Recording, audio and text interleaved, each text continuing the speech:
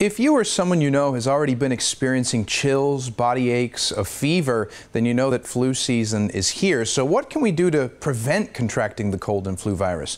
Well, Dr. Charles Gerba, also known as Dr. Germ, joins us with some tips and advice. Doctor, thanks so much for joining us today. Sure, thank you. It's great to have you on. So let's talk first about the difference between cold and a flu, because a lot of people may not know. Yeah, cold is much milder. You'll get a stuffy, runny nose and maybe run a low-grade fever and cough. But in the case of the flu, you're going to run a much higher fever. You're going to get aches and pains from the fever in muscles and in joints, and you're going to be fatigued to a great deal. It's a lot more serious infection, and there's always a risk of dying from the flu, particularly among the young and the elderly. Right. And so as we go into, the colder seasons, what's your flu forecast, so to speak?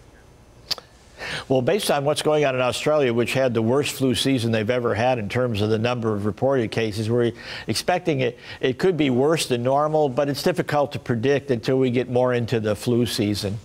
And what are the main ways that these viruses are transmitted between people? Well, influenza, you can actually get it by inhaling it, but the cold virus and the flu virus to some extent can be transmitted by your hands very effectively by you touching a surface that somebody sneezed or coughed on or touched and left a cold or flu virus. Then you touch it and you get it on your fingers, and then you bring your fingers to your nose, mouth, or eyes. Very good way of infecting yourself, and I don't think most people realize you're bringing your fingers to your face about every 3 or 4 minutes. Right, right. It's sort of something we do without thinking much about it. Now, I think there's probably a tip or a hint behind you that's playing on a loop there, but what are ways that we can combat these viruses? Well, hand hygiene works very well. That's good hand washing, and you got to make sure it's good hand washing with soap and water.